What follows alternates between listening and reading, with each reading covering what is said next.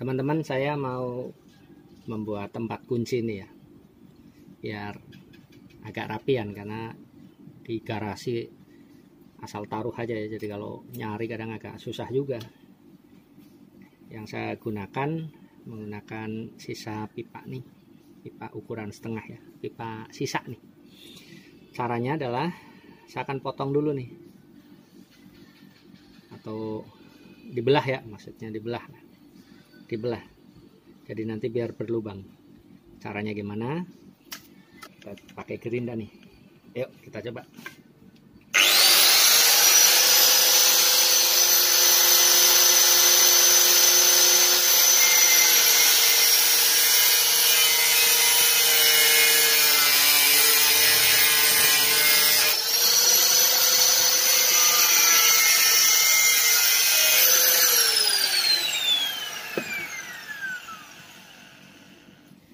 Oke, untuk bentuk awalnya adalah seperti ini nih. Intinya kita potong dulu, kita belah dulu nih, seperti ini. Nanti kita rapikan dahulu, biar lebih bersih ya.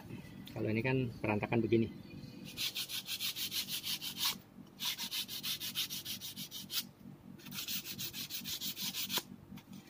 Setelah dianggap rapi, kita buat ukuran-ukuran, karena nanti akan dipotong ya. Ukuran sudah saya buat ya, saya buat per 3 cm. Sekarang kita potong ya.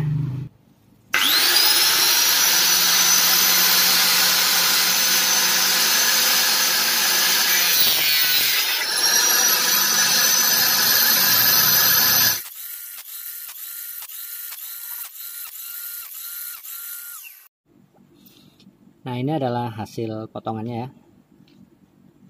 Ini pipa yang sudah dipotong seperti ini.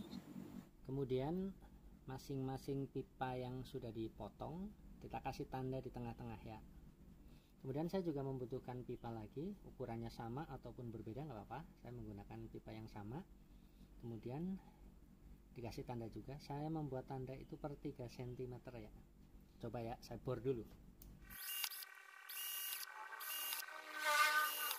Bor pipanya.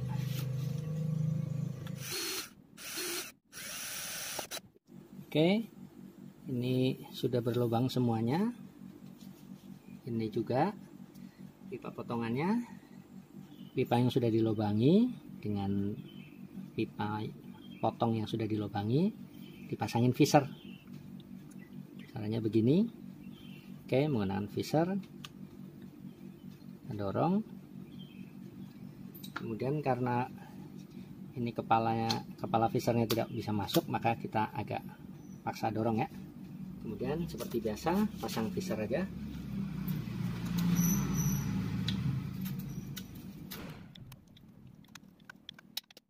Jadi ini adalah potongan pipa ya yang sudah terpasang. Oke, saya ulang ya, saya menggunakan ripet, tetapi sebenarnya bisa menggunakan skru ya. Menggunakan skru saja bisa. Yang penting skrunya usahakan bisa sampai ke bagian belakang sini. Tujuannya supaya dia itu kokoh ya, jadi tidak goyang. Ini saya menggunakan ripet, saya cuma cari praktisnya saja sebenarnya, hanya itu saja. Tapi jika tidak punya ripet, pakai skru saja. Yang dibutuhkan setelah ini untuk pemasangan adalah keni ukuran L ya, setengah. Nanti dipasang di sini seperti ini. Dua-duanya ya dipasang seperti ini. Seperti ini. Kemudian ini potongan pipa paralon ukuran 4 cm saja, masukkan kemari. Ini juga seperti ini. Oke ya, sudah terpasang seperti ini. Nah, saya rencana mau pasang ke tembok. Jadi bentuknya seperti ini. Nah, untuk memasang ke tembok saya akan menggunakan dop saja. Jadi dopnya ini, oke ya, ini sudah saya lubangi ya. Kalau teman-teman mau melubangi bisa menggunakan bor atau paku yang dipanasi, bisa saja. Kemudian setelah itu pasang spacernya seperti ini ya. Jadi temboknya dibor, kemudian spacernya dipasang, baru skru dari sini seperti ini. Bentuknya akan seperti ini nanti. Oke, akan seperti ini. Oke, untuk implementasinya nanti saya pasang ya. Cukup ini dilobangi saja. Ini sama ini dilobangi.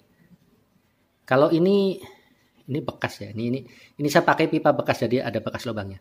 Lobangi di bagian tengahnya 2, depan belakang, kemudian dipaku ke tembok begitu ya. Dipaku. Itu lebih praktis. Setelah menemukan tempatnya yang akan dipasang, ruang yang buat dipasang, kita buat ini pasang dulu ya. Ini pasang dulu. Nah, kita paskan dulu. Bagian mana? Kemudian kita kasih tanda. Oke. Kemudian dari tanda itu kita ambil tengahnya ya, lubang itu jadi begini. Kemudian kita kasih tanda. Ini saya pakai vakum biar debunya nggak kemana-mana ya.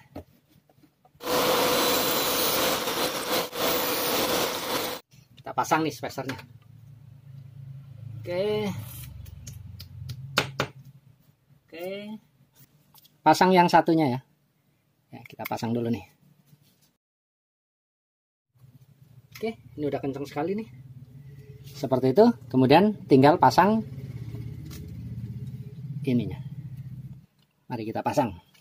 Caranya gampang aja, begini aja. Kalau kurang kencang, kencangkan saja. Seperti ini. Oke. Menggunakannya seperti ini saja ya. Kita taruh saja. Seperti ini.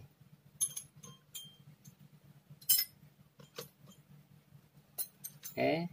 Jadi ini adalah kunci-kunci yang sering saya gunakan. Tapi di luar itu pun bisa buat yang lainnya. Misalnya ini jarang digunakan pun tidak apa-apa. Misalnya mau ditaruh di sini, karena ini bisa. Atau tang ini, seperti itu. Karena ini bisa difungsikan untuk banyak hal.